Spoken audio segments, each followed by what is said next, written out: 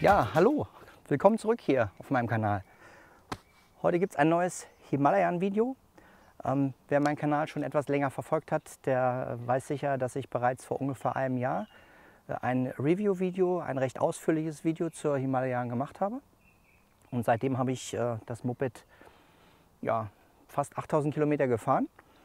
Und ich denke, es macht Sinn, nochmal so ein kleines Update zu geben, wie es mir bisher ergangen ist mit dem Moped und ja, was ich eventuell noch verändert habe und ob ich immer noch zufrieden bin.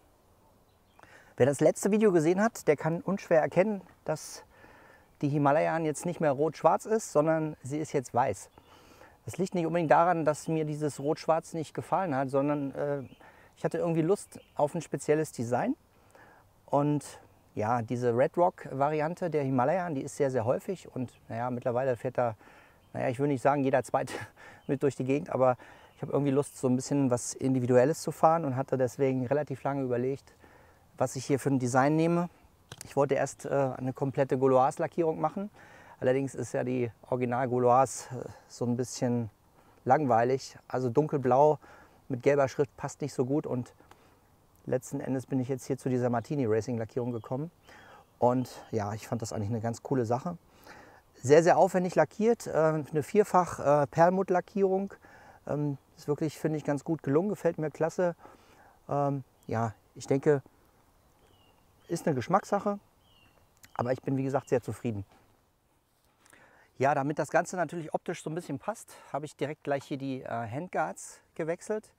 Ich habe mir relativ günstige gekauft hier, weil diese Handguards, wenn ihr da eine einigermaßen gute Qualität haben wollt, sind echt teuer. Und die Original Barkbusters kosten, glaube ich, 170 € und das war echt ganz schön viel Geld. Und so habe ich mich hier entschlossen, ja, so eine Lösung zu finden, wo ich separate Platten hier gekauft habe und diesen Aluminiumbügel auch separat. Das war insgesamt um einiges günstiger. Es bleibt natürlich abzuwarten, ob das Ganze auch stabil ist, aber das wird sich zeigen, wenn mir das Ding umkippt. Ja, was direkt auffällt, ist, ich habe jetzt hier einen Scheinwerferprotektor. Und zwar ist das jetzt nicht nur so ein optischer Gimmick. Ich wollte das eigentlich nicht machen, weil der Original-Scheinwerfer eigentlich ganz gut aussieht. Nur ich habe vor, dieses Jahr bei der Bosnien Rallye mitzufahren mit der Himalayan. Und aus diesem Grunde musste ich so ein paar kleine Sachen anpassen. Weil bei so einer Rallye, wenn ihr mit mehreren Leuten fahrt, ist es ja tatsächlich so, dass der ein oder andere Stein hochgewirbelt wird. Und dann kann es schon mal sein, dass ja, euch der Scheinwerfer kaputt geht. Und das wollen wir natürlich nicht.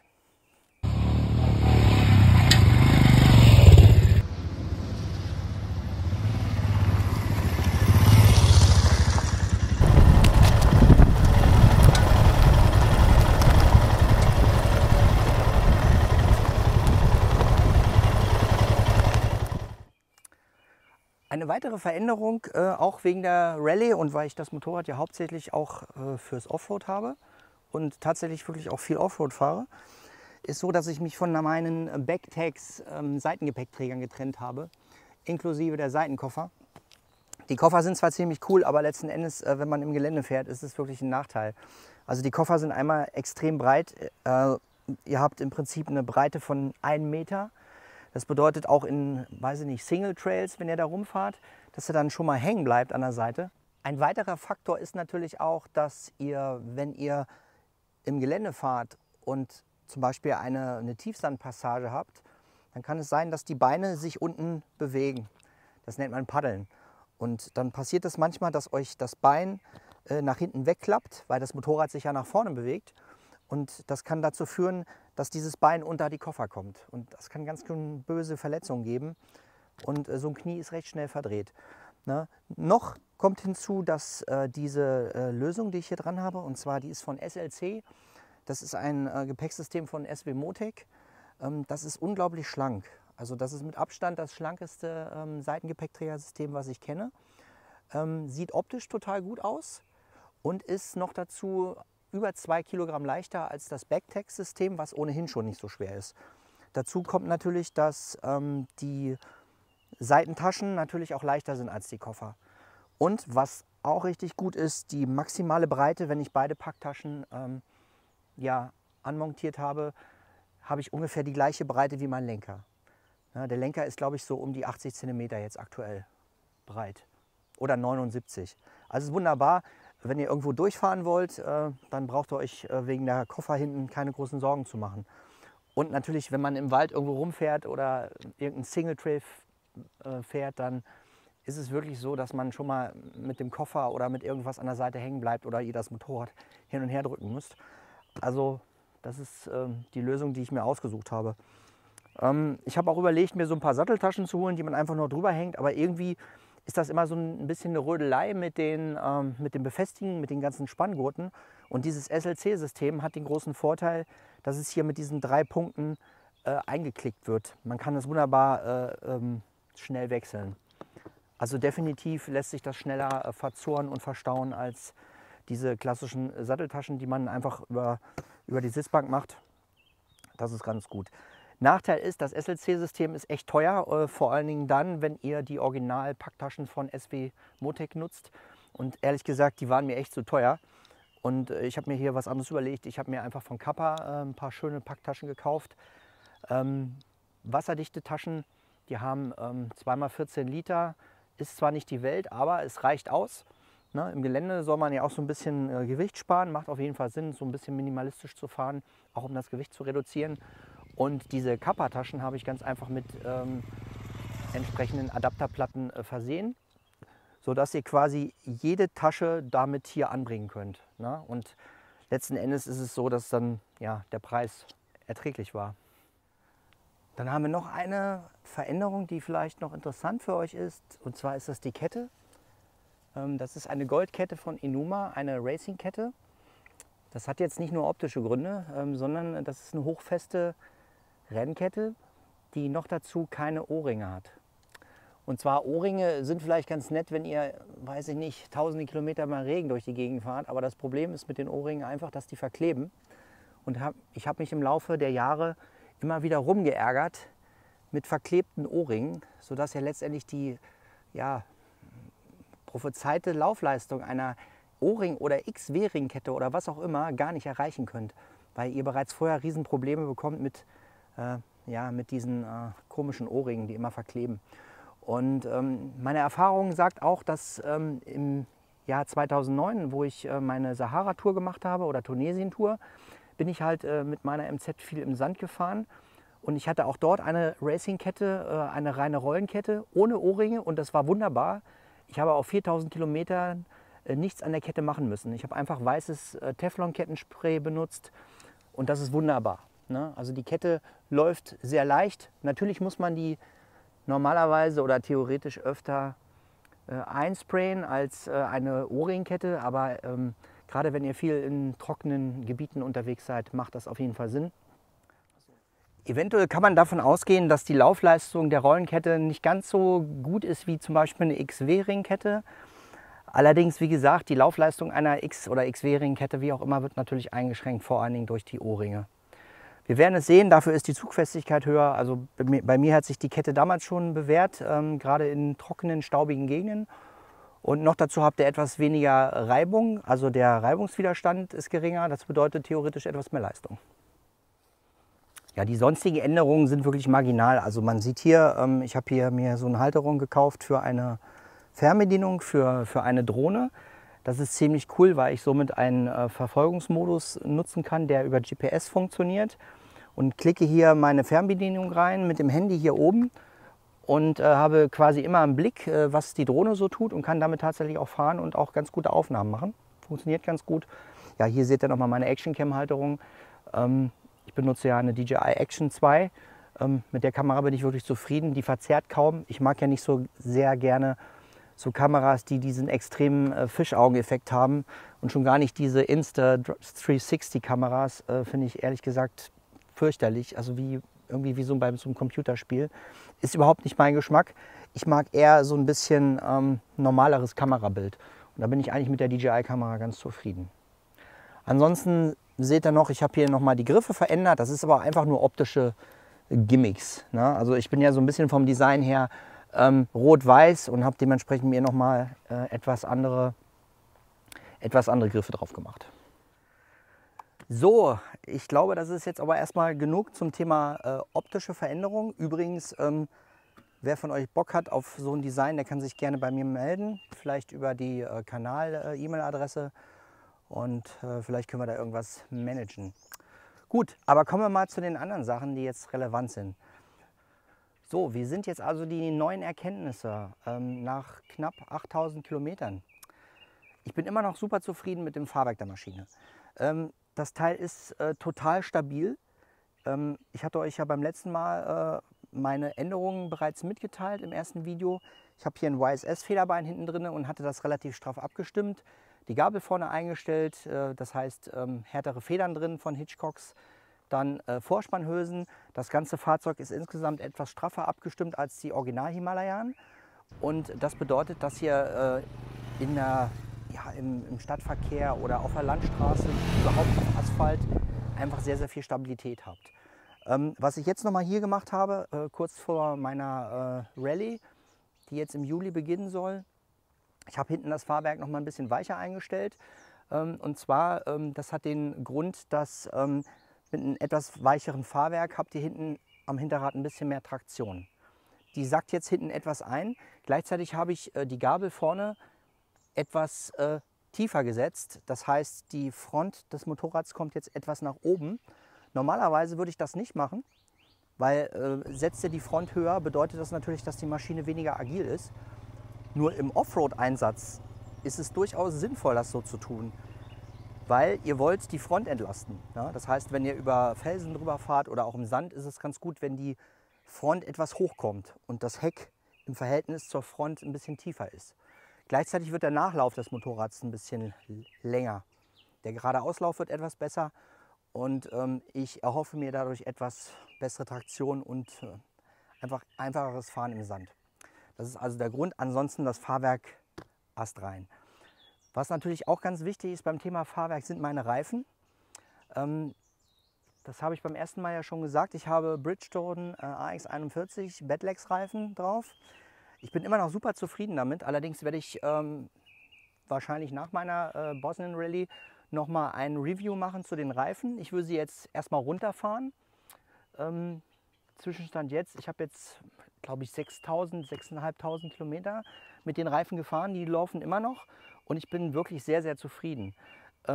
Thema Nummer 1, Straßenperformance ist super und der Bridgestone ist eben so, dass ihr auf der Straße wirklich ein sehr agiles Fahrverhalten habt. Ne? Also die Kurven könnt ihr wunderbar fahren, die Haftung ist super und definitiv ist das Limit der Maschine nicht diese Reifen, sondern tatsächlich die Fußrasten. Im Trockenen kann man durchaus auch mit diesen Reifen auch bis auf die Fußrasten fahren. Also wunderbar, auch im Regen läuft die Maschine gut mit den Reifen. Offroad bin ich auch sehr zufrieden bisher. Die machen ihren Job. Was man natürlich noch bedenken muss, wenn man Offroad fährt, den Luftdruck etwas zu reduzieren. Im reinen Straßenbetrieb ist das wirklich gut, wenn man, ich sag mal, hinten 2,3 Bar fährt und vorne 1,9. Das ist relativ viel. Und ich sag mal, wenn ich jetzt im Gelände fahre und ja hauptsächlich steinig oder waldigen Boden, wie auch immer habe, ich sag mal, gehe ich vorne, sage ich mal, auf 1,7 und hinten so auf 2,0 oder 1,9 Bar. Wenn ich im Sand fahre, würde ich sogar noch ein bisschen tiefer gehen, allerdings vorne nicht weniger als 1,5 Bar aus Sicherheitsgründen und hinten denke ich, ja, 1,6 ist so dieses Minimum. Aber das werde ich dann mal ausprobieren, wie das ist. Ne? Wie gesagt, Luftdruck ist wichtig. Ja, zum Thema Offroad fahren ist es im Prinzip genauso, wie ich schon bereits in meinem ersten Video gesagt habe und daran hat sich nichts geändert. Die Maschine ist unglaublich gutmütig, es ist relaxed damit rumzufahren. Einmal liegt das natürlich an dem niedrigen Schwerpunkt, an der niedrigen Sitzhöhe und natürlich auch an der Motorcharakteristik. Der Motor ist einfach wunderbar von unten raus, ihr könnt einfach die Kupplung loslassen und selbst ein steiler Berg, da lasst ihr euch einfach hochziehen. Ne? Oder auch im zweiten Gang. Einfach die Kupplung loslassen bap, bap, bap, und die Maschine fährt einfach den Berg hoch. Die Traktion ist wirklich gut, extrem entspannt. Die Kupplung lässt sich sehr gut dosieren, sehr, sehr leichtgängig die Kupplung. Man kann gut im Stehen fahren. Ne? Also insgesamt ein sehr, sehr entspanntes Motorrad, und es überfordert euch einfach nicht. Ne? Und ja, ich bin nach wie vor absolut zufrieden damit. Ansonsten kann ich euch nur noch mal ans Herz legen, für alle, die immer noch nicht glauben, dass ein Einzylinder mit 24 PS ausreicht, die sollen nach wie vor dieses Motorrad fahren. Also der Motor lässt für mich keine Wünsche übrig. Ihr unterschätzt einfach den Vorteil eines Einzylindermotors. Ne? Einzylindermotor ab einer bestimmten Hubraumgröße, ich sag mal ein 300 Kubik Einzylinder, ist sicherlich etwas blutleer, aber ich sag mal 400 Kubik aufwärts, Ast rein.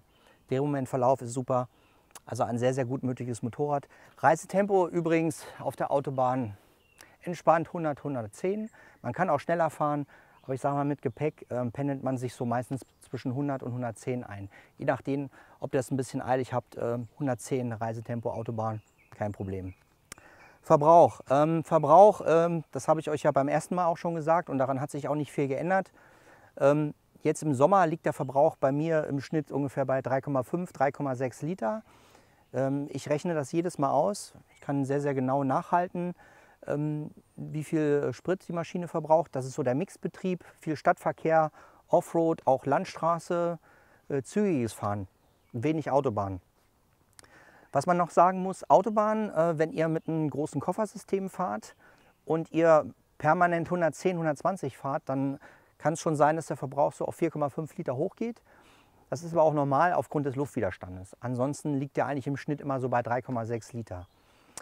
Reichweite des Tanks ist auf jeden Fall um die 400 Kilometer. Ich habe den Tank allerdings immer noch nicht komplett leer gefahren. So ein bisschen Angst hat man natürlich immer davor. Was hier die Besonderheit ist, dass bei dem Motorrad, was einen so ein bisschen nervös macht, die Reserve geht sehr früh an. Na, wir haben ja einen 15 Liter Tank und die Reserve geht schon an, da habt ihr noch 5 Liter drin. Und dann springt die Anzeige im Instrument auf ein sogenanntes F. Na, dann fängt euer Odometer an zu blinken, beziehungsweise springt von der Variante A, B in den F-Modus und fängt an zu blinken und dann zählt er die Reserve. Und wenn der Kilometerstand dann wieder bei 0 anfängt zu zählen, könnt ihr auf jeden Fall 100 Kilometer noch fahren oder 120. Also normalerweise mindestens 120 Kilometer und das bedeutet, dass ihr normalerweise auf 400 Kilometer Reichweite kommt. Ja, also nicht nervös machen lassen, das Ganze funktioniert wirklich ganz gut. Es ist natürlich so ein bisschen gewöhnungsbedürftig. Ich weiß nicht, wieso Royal Enfield die Reservemenge da so früh ans Laufen bringt. Ich finde, es hätte auch gereicht, wenn man dann noch 50 Kilometer fahren kann. Also 100 ist Minimum, eher 120 oder noch mehr, muss man sehen. Wie gesagt, die Maschine ist ja sparsam. So, bevor wir zu den auch etwas nicht so schönen Sachen kommen, will ich noch mal so auf einige Besonderheiten eingehen. Wobei das im Prinzip so ein bisschen mit einhergeht mit den Sachen, die vielleicht nicht so der Hit sind. Und zwar, was ein ganz bekanntes Problem ist an der Himalayan, und das betrifft jetzt nicht nur meine Maschine, sind beschlagene Tachos. Das Tachoinstrument ist es so, dass wenn es draußen feucht ist oder es hat längere Zeit geregnet, dann ist es tatsächlich so, dass das Tachoinstrument unten beschlägt.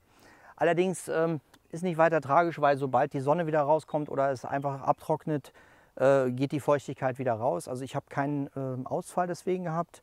Es gibt einige Leute, die haben das ausgewechselt oder vielleicht schon zum zweiten Mal ausgewechselt, aber für mich ist das jetzt so eine Sache, die ist keine große Sache. Ja, die andere Geschichte ist die Temperaturanzeige. Die Himalayan hat ja eine Temperaturanzeige im Cockpit. Und zwar ist es so, dass die immer zu viel anzeigt. Und zwar im Durchschnitt habe ich ausgerechnet vielleicht 7 Grad. Das bedeutet, wenn der Motor betriebswarm ist, dann ist die Temperaturanzeige im Cockpit irgendwann mindestens 7 Grad darüber. Das liegt einfach daran, dass Royal Enfield den Sensor für die Temperaturmessung ja, so nah am Motor angebaut hat, dass die Abwärme des Motors einfach die Temperaturanzeige beeinflusst.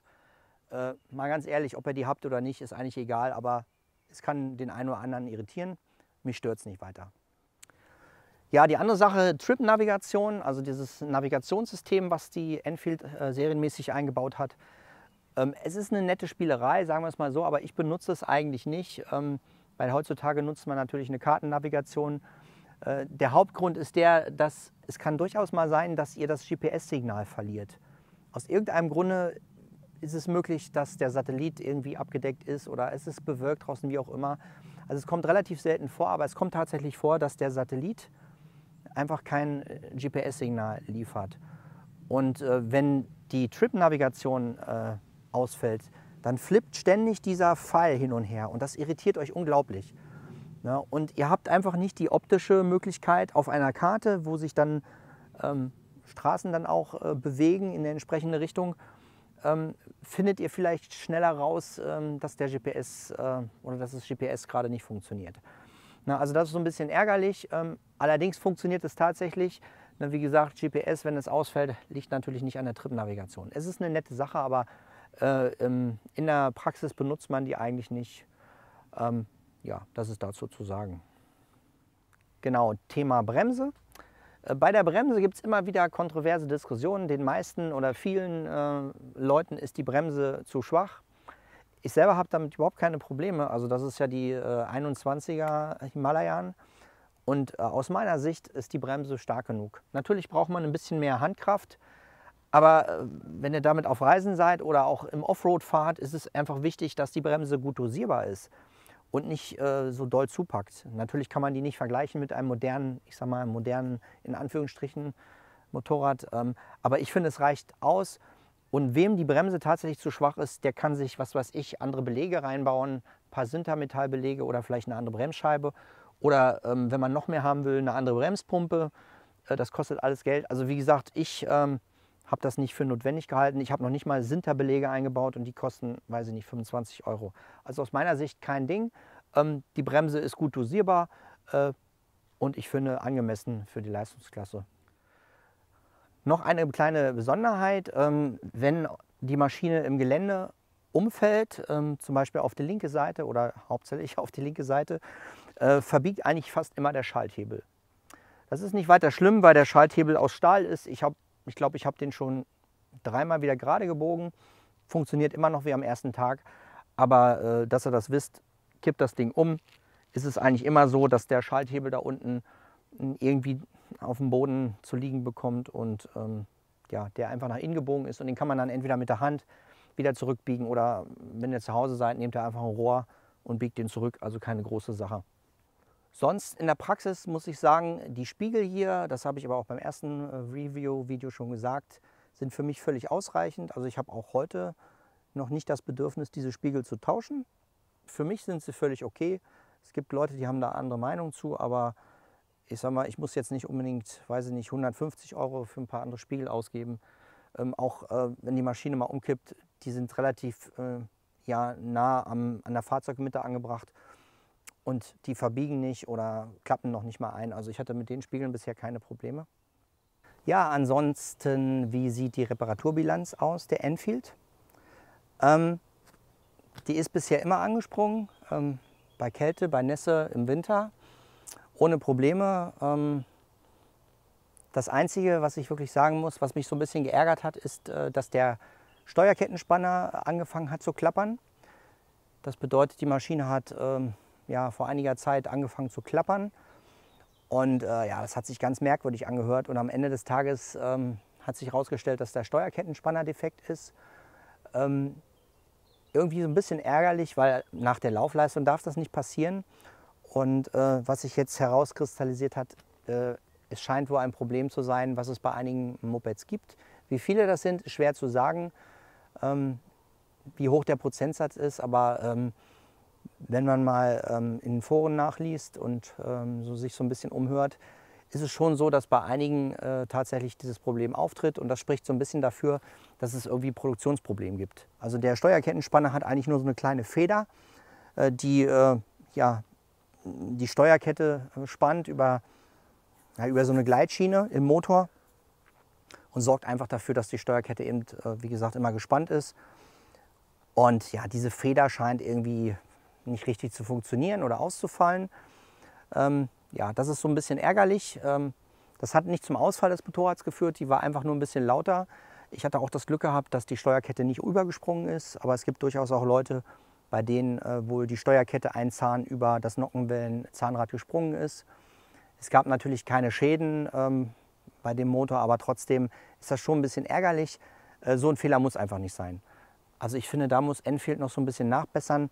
Vor allen Dingen das Teil kostet 50 € und ist in 5 Minuten getauscht. Ne, also sowas muss wirklich nicht sein. Ja, ansonsten die üblichen Probleme, ich will sie jetzt nicht wieder alle aufzählen. Die Relais, ja, also es sind 5 Relais, die sich in dem Motorrad befinden. Eins davon ist von der Benzinpumpe. Diese Relais sollte man, wenn man die Maschine neu kauft, direkt am Anfang am besten austauschen. Die sind sehr günstig, kosten, glaube ich, weiß nicht, 5 € das Stück oder so. Habe ich direkt auch gemacht, keine Probleme mit dem Motorrad. Ja, ansonsten keine Ausfälle. Ventile eingestellt, Öl gewechselt, Motorrad läuft, macht immer noch Spaß. Das ist einfach nur herrlich hier oben.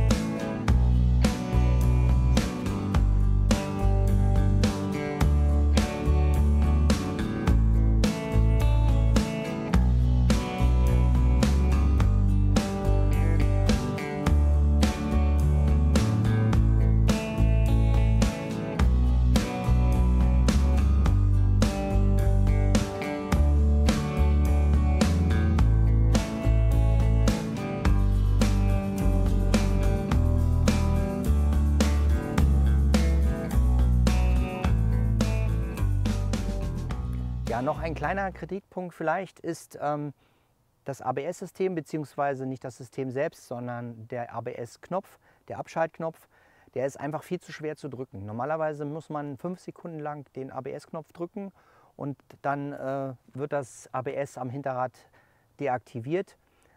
Das funktioniert leider nicht immer. Ne? Aber wie gesagt, ich habe irgendwann angefangen, einfach das ABS drin zu lassen.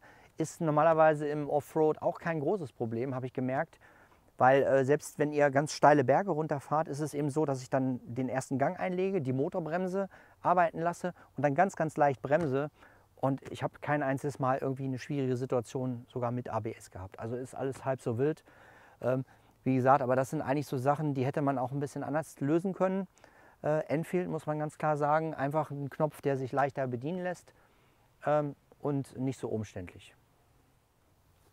Ja, soweit zu meinen Erfahrungen. Im Prinzip bin ich immer noch vollends zufrieden mit der Enfield. Es macht super viel Spaß zu fahren. Die ist sehr, sehr handlich, also auf der Straße oder Offroad, also überall lässt sie eigentlich keine Wünsche offen. Und ja, wie gesagt, diese Kleinigkeiten habt ihr eigentlich bei jedem Motorrad, dass ihr so ein paar kleinere Mängel habt. So ein bisschen ärgerlich war wirklich die Sache mit dem Kettenspanner. Okay, ich hoffe, Enfield ändert das, dass das nicht nochmal vorkommt, weil das muss einfach nicht sein. So ein Teil, was nicht viel Geld kostet. Aber es gibt auch andere Hersteller, die haben auch Kinderkrankheiten. Ob das jetzt die großen japanischen sind oder BMW auch, die haben auch ihre Probleme. Es ist nicht alles Gold, was glänzt. Ja, sonst würde ich sagen, ich halte euch auf den Laufenden. Ich fahre jetzt im Juli erstmal auf die Bosnia Rallye und kann das Moped noch so ein bisschen ausgiebiger im Gelände testen, ein bisschen intensiver. Und werde wahrscheinlich bei der Tour insgesamt 5000 Kilometer zurücklegen, also inklusive An- und Abreise. Mal schauen, wie das wird. Ich melde mich danach nochmal wieder. Na, dann habe ich auch noch ein paar Kilometer mehr auf der Uhr. Und dann kann man vielleicht noch ein bisschen bessere Aussagen treffen zum Thema Haltbarkeit und werde euch berichten, wie das Ganze gelaufen ist. Ja, das soll es gewesen sein für heute mit diesem kleinen Update. Ich denke, wir sehen uns im Spätsommer wieder, spätestens dann zum nächsten Video. Dann kann ich euch sicherlich noch mal ein bisschen was zur Bosnia Rallye erzählen. Mal schauen, vielleicht mache ich ein Reisevideo darüber. Ich weiß es aber noch nicht, weil es ist schon sehr, sehr aufwendig, Reisevideos zu drehen. Vor allen Dingen ist es so, dass sich eventuell der Aufwand nicht lohnt im Vergleich zu den Leuten, die sich das danach angucken. Ein Reisevideo zu drehen ist echt aufwendig, vor allen Dingen dann, wenn man alleine fährt. Mal schauen, ich überlege mir das noch. Oder vielleicht mache ich auch einen kleinen Trailer, einfach mit ein paar netten Aufnahmen. Schauen wir mal und wir sehen uns später. Bis dann.